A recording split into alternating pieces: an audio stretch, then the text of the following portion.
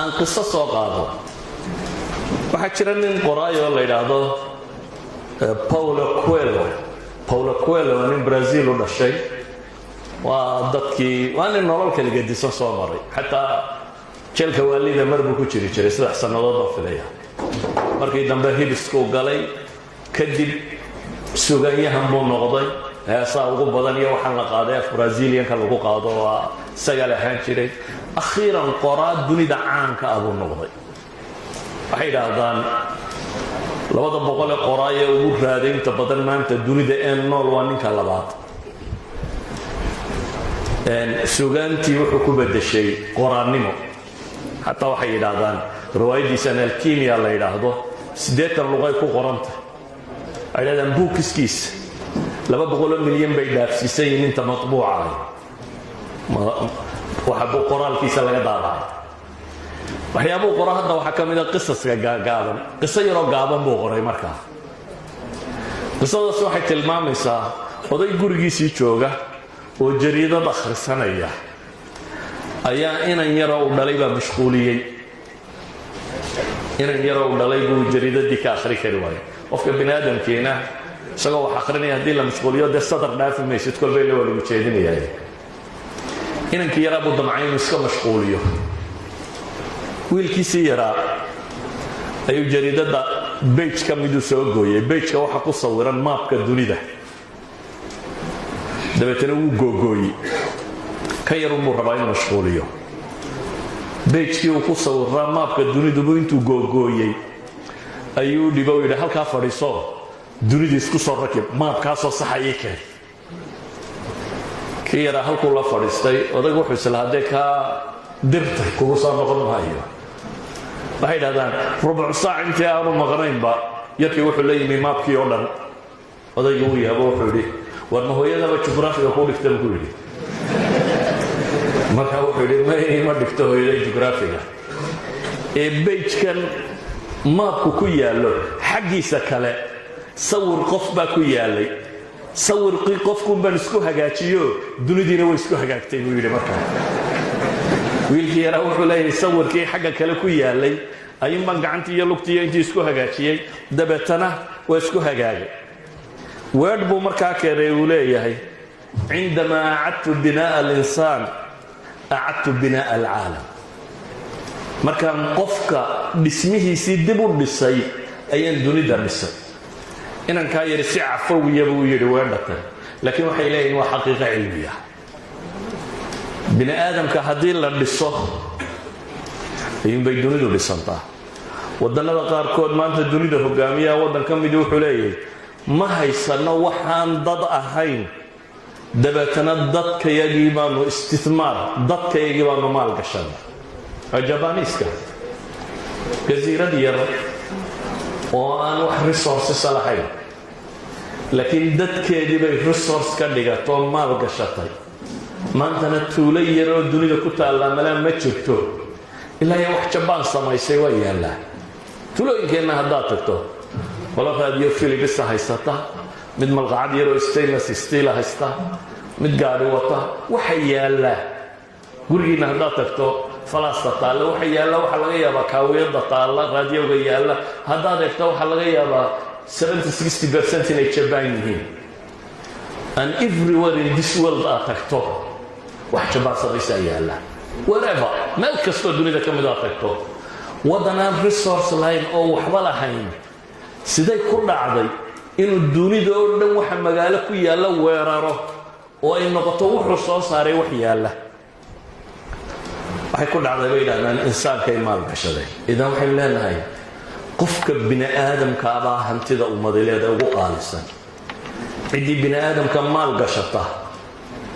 aqeeda ahaan akhlaaq ahaan aqoon ahaan dhaqan ahaan cidii bini aadamka maal gashata midho rasmiya bay heshaa كون كان يكون الله وخزانة أسرار وخزنة سرك بوحان فره نوع علمي خزنة داود الصرطة أقوم طوام حيوة invention السماء بحال invent كريا ما وحسب مايا دونو السيدة وشقين يسأل invent كريا لأقادة واكتشاف markaad ogaatana waa la abaalay markaa applied science buu isbedela waxa la aliyo waxa dunida maanta jooga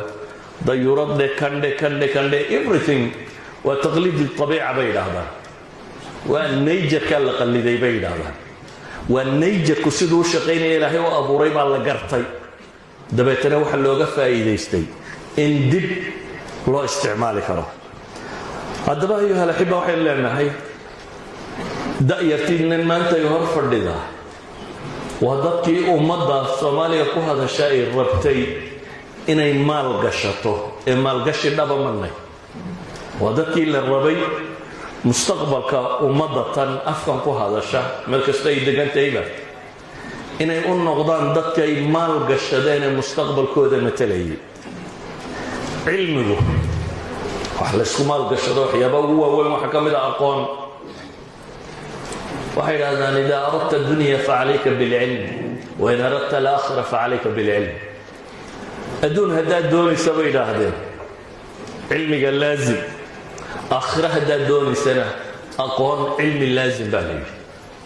aakhiriya adduun baa waxa wax ka tara waa aqoon aadam ilaahay markuu dhulka keenayay nabiyullaahi aadam innii jaacilun fi lardi khaliifa nebi aadam markii dhulka la keenayay zaadkii wixii la soo siiyey aqoon bay ahayd ilaahay wuxuu leeyahy wacallama aadama alasmaa'a kullaha aqoontaasaa la soo siiyey waa aqoontu markaasi dooddii uu kaga kor noqday malaa'igta ilaa ay ka yidhaahdeen qaaluu subxaanaka laa cilma lana ila maa callamtana innaka anta alcaliimu alxakiim aqoontu markaa waxay culimmadu ku tilmaamaan waxay ahayd bay leeyihin mu'ahalkii wixii sababayay inuu ku noolaado dhulka kan waxaynu kaloo leenahay marka waliamrin ma sabab daraaddeed ayaa wuxuu u noqday waxyigii ilaahay inoo soo diray lagu talagalay in nolosha bini aadam dib loo cusboonaysiiyo adduunka maanta aynu ku nool nahay in inxiraafaadka inta laga saaro dib loo cusboonaysiiyaa inuu ku bilaabmo اقرأ باسم ربك الذي خلق الإنسان من علق اقرأ وربك الأكرم الذي علم بالقلم علم الإنسان ما لم يعلم سؤال شاكر waxay leedahay gacanta ku hayay maxay diidku ka qabtaa waxaan leedahay forex-ka isku bedelka lacagaha iyo waxaasi inta dhalinyarada badan buu aad u soo weydiiyay wax xasuusan ay jirta ka horeysay kuwa kale malaade su'aalo buuran maaha qadiyada forex-ka aad baa lay weydiinaya iyo suuqa markaa maraya mar kastaba waa masalo runtii cilmi iyo baadhis badan u baahan kow dee youtube-ka in badan oo ka mid inay aragtaan u malaynaya sheekh umal oo baxfi ka sameeyey oo baadhitaan ka sameeyey kaa dhegaysta haddaad ku qanci weydo oo su'aalaha qaarkood aad isleeday wadaadku kale u jawaabin waxaan idiin tilmaamayaa la xidhiidha doctor cabdilghani jaamacatu bader nin professorka oo doctor cabdilghani la yidhaahdo waa nin shareecana mutakhasis ku ah islamic economicsna mutakhasis ku ah PhD ku sita sidee aqoonyahanka iyo aqoonteenu ummadu hogaamin karaa sidee aqoonyahanka iyo aqoontu ummadu hogaamin karaa aqoonyahanka iyo hogaamintu dee hogaamintu waa horta waxyaaba badan ku salaysan oo aqoona kura kuma salaysana qofku inuu hoggaan noqdo traits tiro badan ama sifaad kaloo badan baa looga baahanya laakiin mar kastaba qofka aqoonyahankii dawa inuu ummadda hormuud iyo waxay ku daydaan noqdaa qudwa waa inuu noqdaa oo aqoontu dawa inay wax xagtaa hadday aqoontu wax xagi weydo dee aqoonyahan ma tihin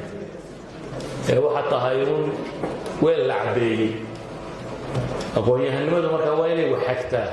oo uu qof ummadda hagaya walow takhasuskaagana xataa ha ku koobnaata hagistaadiye qofba wixii uu garanaya inuu dadka ku hago oo ku horseed ugu ahaadunbaa muhima wallahu aclam su-aasha waxay leedahay sheekh waxbarashada aad ayaan u jeclahay laakiin waa ma akhriyo waxbarashadayna maskaxdayga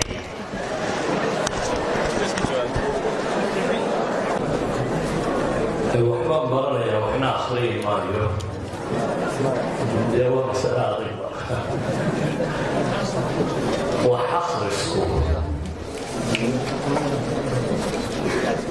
waa cuquul aanad la kulmin intooda ugu badan ama si aan dunida joogin